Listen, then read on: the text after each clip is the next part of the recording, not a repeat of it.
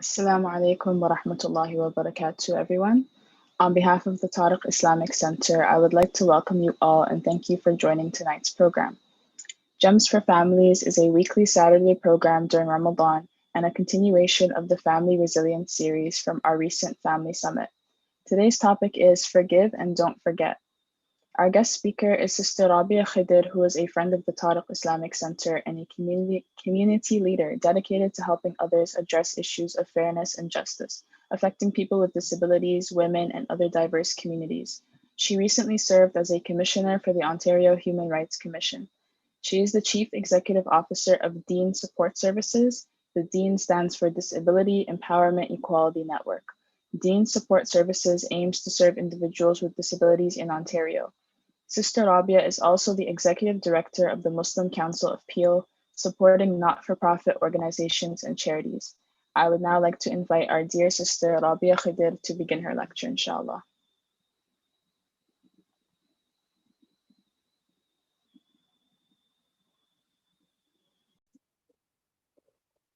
Assalamu alaikum.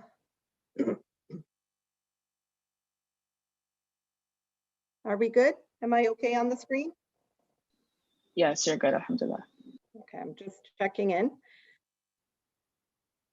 Okay. Auzu billahi minash shaitanir rajim. Bismillahir rahmanir rahim. I hope everyone is enjoying their fast today. We are in the second 10 days. As I start my every talk, I'd like to first and foremost just do a little check-in with everyone, and if there's an issue or a challenge, please type it into the chat, and the host can maybe let me know what's been mentioned in the chat. But I'd like to know if there are any accommodation needs that you have that I have to be aware of in order to ensure your full participation and access in the time that we're going to spend together in this virtual space that we're occupying. So I'd like to know if you're hearing me clear enough, you're seeing me all right. Am I speaking too fast, too slow, not clear? Do you want me to parlez-vous a different language? May not be possible. And the reason I ask this of anybody engaging in a activity with me in a presentation, in a workshop, in this virtual space or in person, is because I have accommodation needs. I have accommodation needs in the sense that it will be helpful to me in this space if the moderator would let me know if there's any messages coming through, if there's any tech issues that I should be aware of. If my Zoom is glitching out, if my, hijab is misjointed, I'll need that kind of visual feedback communicated to me orally. So my name is Rabia Khedr. I identify myself as a hyphen with many hijabs. I am a Muslim, Punjabi, Pakistani, Canadian woman, wife, mother, activist, advocate, consultant, daughter of aging parents, sibling of individuals with disabilities, and I happen to have a disability. I'm blind, and I often joke that, there's a legal definition of blindness, and I don't know why anybody would want to be illegally blind. So at this point in my life, in my journey, in my lived experience, I do not have any functional vision. I have very limited light perception even. So when I'm sitting at my screen here, I am not seeing my screen, but I have software. Thank God, I pray for those people that use technology, that they have created software that makes it possible for me to use a computer. So I have this voice that reads everything to me that you are seeing on the screen, or almost everything. You see a lot more on the screen that I wouldn't necessarily get to hear through this voiceover that I use, through this screen reader technology that I use. And a fun fact is that I listen to this screen reader technology at a very rapid pace. And people think it's gibberish and not even English, but it is English. And, you know, originally when I was introduced to this screen reader, he was named Paul. And today they renamed him Reed. So he just reads. And my joke around it is, you know, I understand him because I've known him longer than my husband. So I've been using screen reader technology, I would say, since almost 28 years. So I'm going to do a little bit of storytelling. I'm going to do a little bit of reflection. I'm going to do oh, I'm even lost for words. I'm going to declare something, you know, to just a disclaimer. You know, fasting's getting to me. I'm losing my words here. I'm going to do a disclaimer, and I'm going to proceed to have a conversation with you. Although it's a little one way, moderator, are your folks able to use the chat? Is chat enabled for our participants? Yes, chat's enabled. Okay, so you know, you can communicate with me by typing in whatever you wish. Maybe you can even comment at some point. You can interrupt and disrupt. I don't have problems with that because I want to do something less formal and more engaging. So let me do my declaration or disclaimer.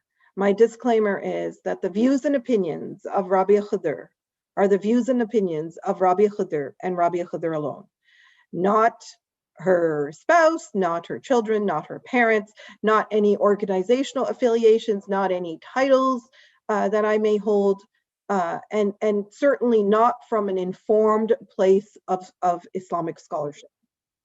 I do not have any formal training in my understanding of Islam, in the Deen.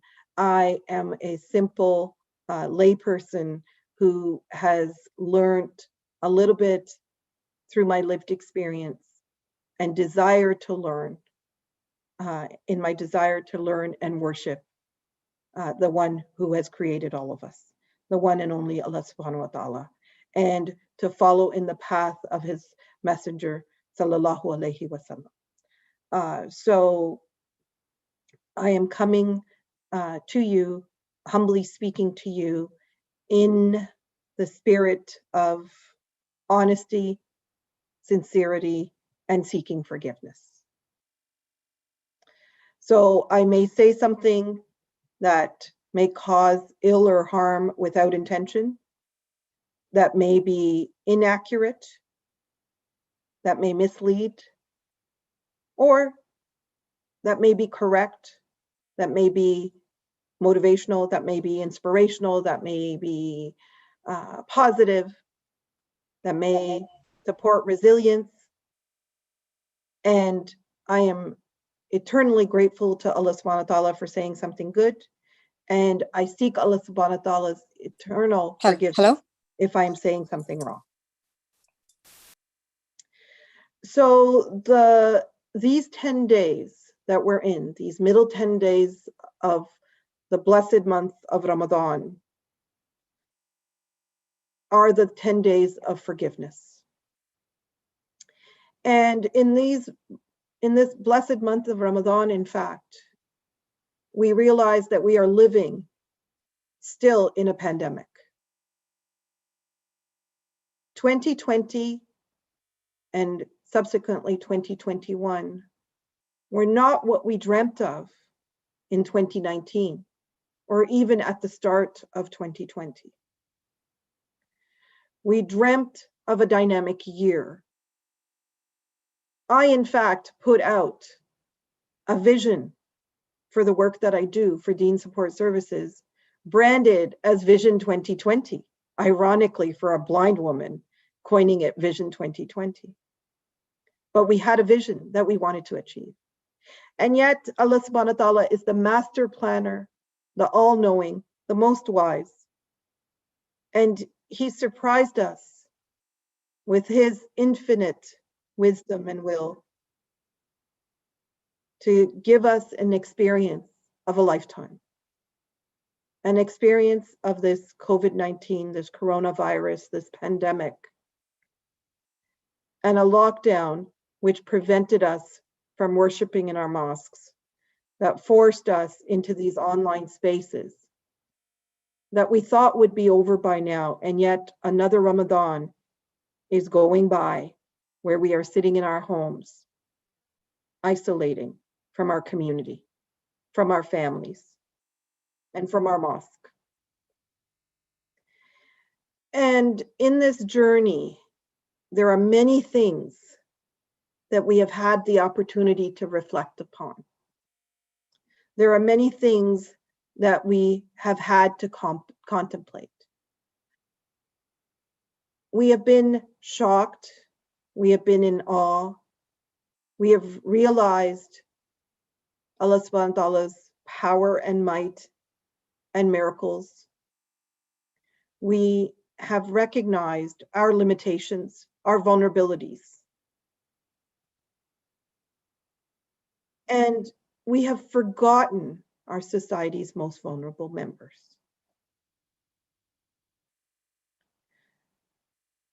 This pandemic did not discriminate by race, by religion, by wealth, by health, by ability, by age, by gender, by language, by geography.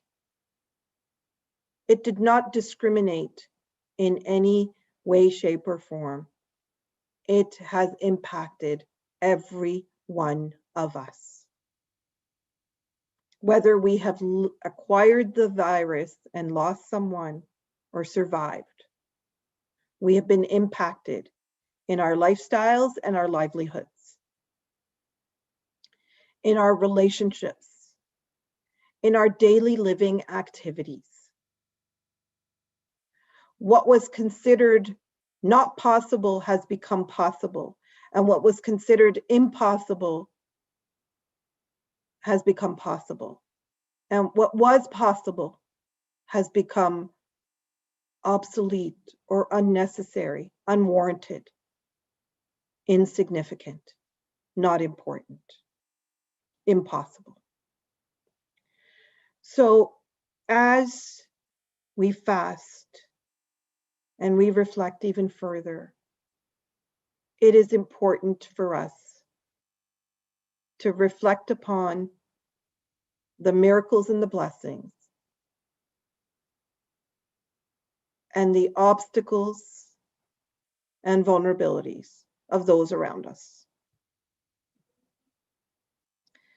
So I talk about my lived experience as a person with a disability, and I will highlight bits and pieces in that experience and show them reflected in the vulnerabilities that have emerged during COVID. So I was born in a little village outside of Islamabad, a couple of hours away. And I had the privilege of coming here as a young child. I had access to education. Not although perfect, I had access to it, which many people around the world do not. Because I had access to education, I had access to career, family, and community,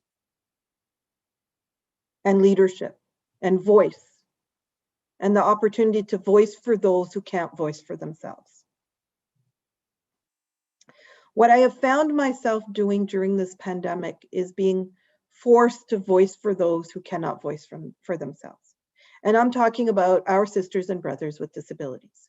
Our sisters and brothers with disabilities who have been forgotten by our community for so long, who have been neglected by our community for ever so long, who have been invisible to our community for so many years, in so many different ways.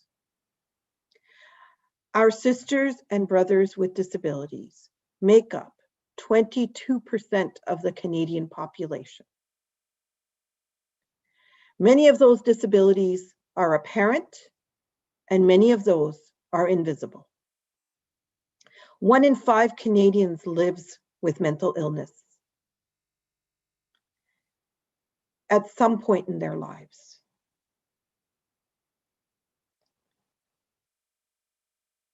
Two in 5 Canadians live with disabilities or know someone who does. This is a huge reality for us in the Muslim community as well. When we are racialized, when we face Islamophobia, those barriers are even more intense. So today we have things that were impossible possible. People with disabilities fought to work from home because it just made their lives easier, because they couldn't drive or they had other barriers to getting to their workplace. It was just so much easier for them to work from home. They were denied that right because it was deemed, oh, they're lazy. Oh, they're not going to work enough. They're going to slack off. Oh, it's a privilege. Oh, it's special treatment. Why do we do that for a person with a disability when it isn't something that able-bodied people can do? And then there was COVID-19, and everybody started to work from home. It's the new normal. Of course you can work from home. Of course you're going to be even more productive working from home. You're working even harder than ever before. You're not counting your hours. You're not taking your breaks. You're not socializing in between meetings. You're going from one Zoom call to a Teams call to a Google Meet, back to back to back. You're working harder than ever before. And yet, when people with disabilities wanted this right, it was not an option. Today, it's the norm. Today, we're doing online virtual programming that we chose not to do in the community before. You know, we were doing in-person, face-to-face. You know, why do we stream online when people can come into the mosque? We didn't think about people who couldn't make it to the mosque. We didn't think about how accessible the mosque is to people with disabilities. Could they get in with a wheelchair? Are we a welcoming environment? Were we supportive and helpful to them? We didn't think about the online access that we could provide for people with disabilities to make their lives easier, to access their deen. And yet today, we are doing that out of necessity for everyone able-bodied. So there are many blessings in disguise that have come forth through COVID-19. And I'm just checking out my phone in case somebody's messaging me from the Zoom call, in case we're having any issues. So by the way, I do use a regular iPhone. And just a little show and tell for you, my screen is off because I don't need to see my screen. I just need to hear the voice. And you can hear the voice. I have a WhatsApp message. I'm on first page of my screen. I can figure out it's 7:37. So we have another less than 20 minutes to spend together.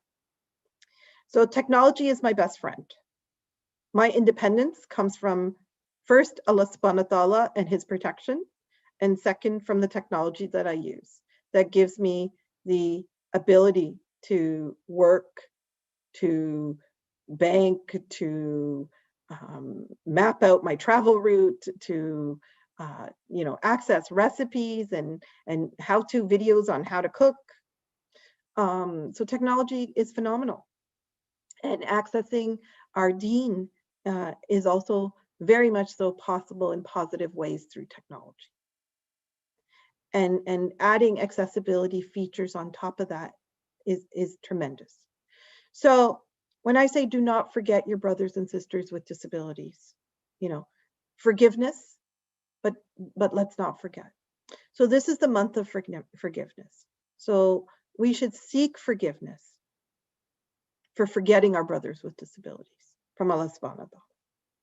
And we should remind each other on how to include our brothers and sisters with disabilities. We should, in fact, consider what can we do to support our brothers and sisters with disabilities. What can we do to make their lives possible? What can we do to make sure that they, in fact, are able to fully participate in all aspects of society, whether virtual or in person? It is really important that we recognize the abilities of people with disabilities, the will of people with disabilities. And we do not forget that they have rights just like us.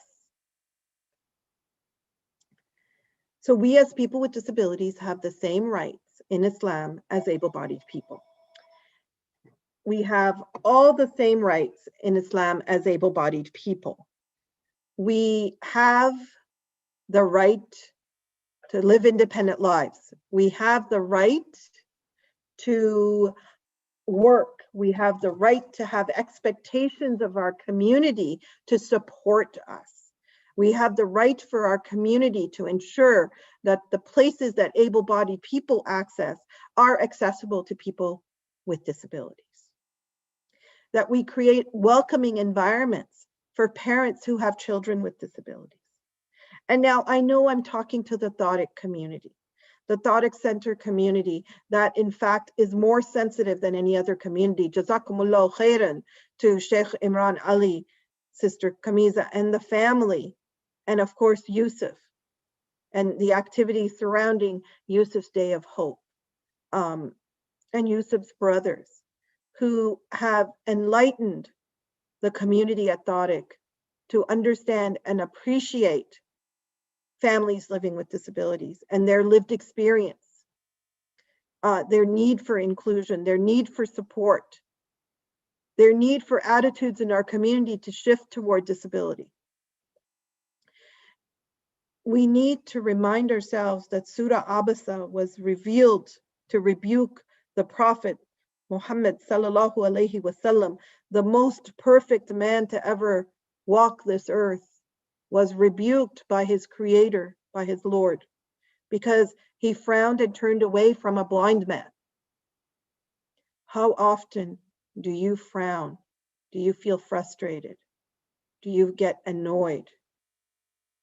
Do you give a dirty look to somebody who may be agitated, who may be experiencing anxiety, who may be showing frustration, who may be angry, who may be having difficulty conforming to behaviors that we consider normal and respectful? How many of us would be annoyed at somebody making noise or outbursts that are distracting us from our worship? Many of us would be. Let's forgive our ignorance, and let's not forget that there are people around us with disabilities that may be experiencing and expressing themselves in ways that we do not understand. Let's show generosity with our smile, with a kind word or gesture, with a simple question of how can I help you? Is there something I can do to assist you? Can I grab the door for you? Can I get a seat for you? Do not insist on helping, but offer to help. When I talk about outbursts and frustrations, I'm talking about an experience that my mother had in the 70s in the oldest mosque in Toronto that I don't have to name. where we put up barriers to segregate women from men. And oftentimes women are given the responsibility of keeping the children with them in a lesser space often that they occupy with more responsibility than the bigger space given to our brothers in our facilities. So the children end up with moms in cramped spaces while the brothers enjoy the luxury of more open, luscious space to worship. My mom, myself, and my brothers, and I was a young child, unaware, ignorant to what was happening, unable to voice for myself or my mom or my brothers. My brothers both had intellectual disabilities, one of whom recently passed away. I apologize for getting emotional about this. But so many years ago, when my brothers had outbursts, involuntary outbursts, noise, it's considered noise. For them, it's communication. When they communicated, it was deemed disruptive. And the sheikh abruptly said, women, if you cannot control your children, don't come to the mosque. So guess what my strong and determined mother did? She said, all right, I will not set foot in that mosque again. And she never went back to the mosque until maybe 1991 for my grandfather's funeral. However, her discontent with the mosque didn't discourage me, nor did she prevent me from going. I found my way to the mosque. I learned what I could by listening. People did not understand my disability. People did not know my disability. I was there. I was listening and learning the best I can. And I continued to listen and learn and listen and learn in various contexts. And I decided at some point in my life early on that I was going to change the world that I could. I started out in a journey, wanting to impact global change and realized very quickly that I could not impact political global change. I was a poli-sci major in my undergrad at the University of Toronto. So I couldn't impact global change. Bosnian War happened, Gulf War I happened, Somalia happened, the oppression of Muslims was apparent, the us versus them was apparent, but I realized very quickly that I couldn't change what was happening around the world. However, what I could change was what was happening in my own backyard. I got involved, I started to volunteer, I started to advocate, I found mentors, wonderful, wise women and men in the Muslim community and beyond the Muslim community. And I got involved. I took leadership opportunities when there were leadership voids because things needed to happen, things needed to change. We welcomed Bosnian refugees. We started out getting involved in all kinds of things. I wanted a career in human resources, but Allah subhanahu wa ta'ala is the master planner. I got married, started to work, had children, 4, mashallah, adult children today who are perfectly healthy. That's the first question everybody asks me. Does your husband have a disability? Do your kids have disability? No, they do not. And you know, the Khan changed to Khedr because my husband is Egyptian and that's his last name. I changed my last name because I wanted to show the world that a blind woman could be married. I had some functional vision over time, so I pretend to see a lot, and yet I see nothing today. Nothing physiologically, but I do see a lot in other ways. That's why I say that I see things differently. I view every obstacle as an opportunity. I took my lived experience and the challenges that my family faced, and I turned them into opportunities to make a difference in our community and in our society as a whole. I learned somewhere along the way that if you do not ask, you do not get.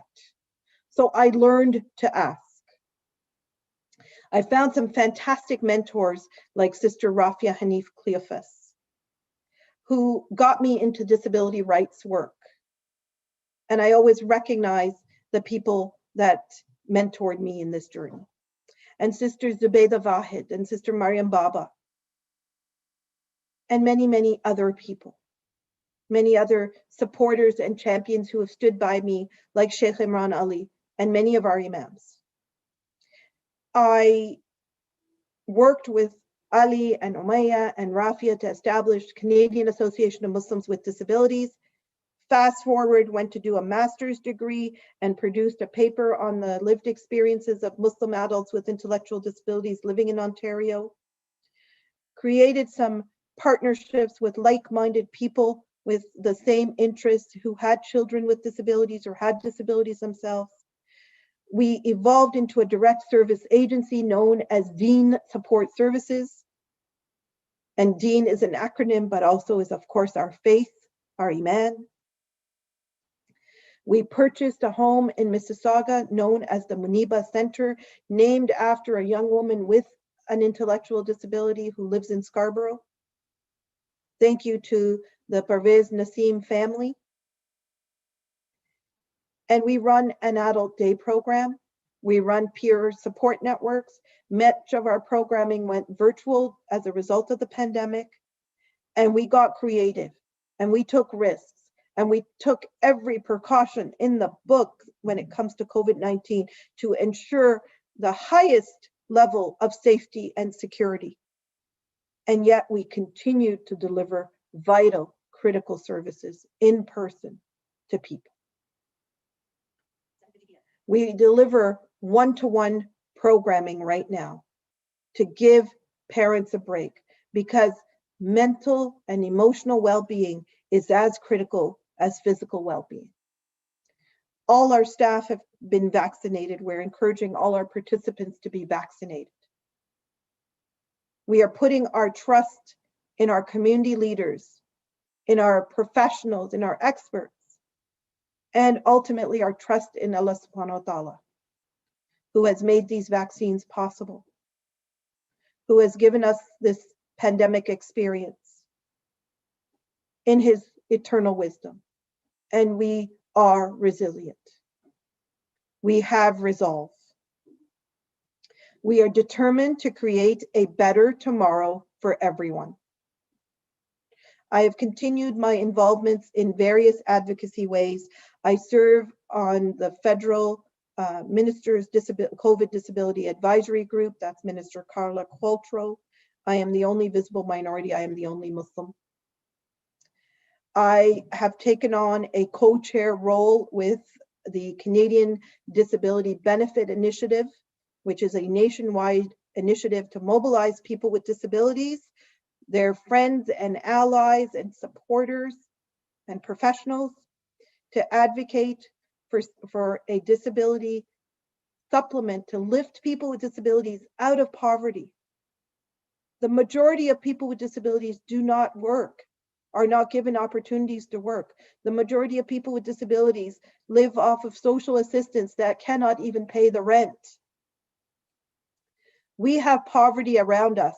It does not look like poverty back home to some of us. And therefore we think it doesn't exist, but it does exist.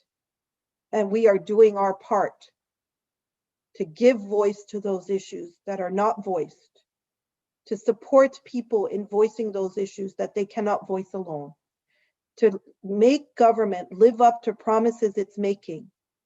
We have realized that people with disabilities have been left behind during this pandemic in so many, many ways. And we are not going to let that be the future. We are not going to build back better. We are going to build forward better. We are going to build forward fresh with new ideas, new ways of knowing, new ways of thinking, new ways of being. We are going to create a better tomorrow, because that is what we take away from this pandemic. That's what resilience is about. And every one of us has a duty and an obligation to do our part in our own way, whether it means sharing a social media post, talking to a neighbor, writing an old-fashioned letter, making a phone call, extending a hand, giving a donation, making a contribution. Let's stand with each other for a better tomorrow. So I was told I can plug Dean Support Services a little bit, so I'm going to abuse that right and do that right now. Dean Support Services is the first organization in all of Canada delivering direct services on a daily basis to people with disabilities in our community. Pre-pandemic, we had services running 7 days a week. We are the first physical center based out of a house serving people with disabilities in our community. Fully serving people with disabilities. If we are to leave a legacy in the West, rooted in Islamic values, the greatest legacy we can leave is serving our community's most vulnerable members, and that is our sisters and brothers in humanity who live with disabilities, whether they are Muslim or not. And especially when we look at people with intellectual disabilities, they are our responsibility because they are free from judgment. They are lifted into heaven automatically because of the nature of their lived experience in this dunya. Their akhirah is unimaginable and possibly even not even reachable by many of us. We hope that they will lift us up to their ranks. So Dean Support Services has a Launch Good campaign running. Dean Support Services is a registered charity. You can find us on social media. And perhaps the host can help me share the social media links. I will type in our website here for you.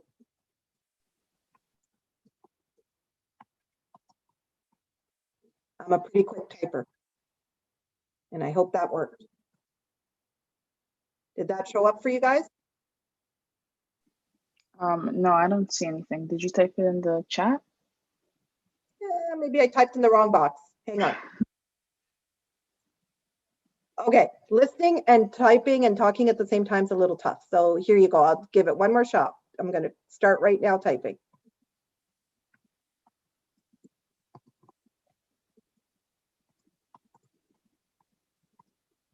There. Yes, we see it. Yay, it worked. Yes. I was in the wrong box. I said my screen talks to me, but it doesn't tell me everything. And especially when I'm talking and trying to listen at the same time, it's challenging. So we're on Instagram under Dean Support. We're on Twitter. And at, again, I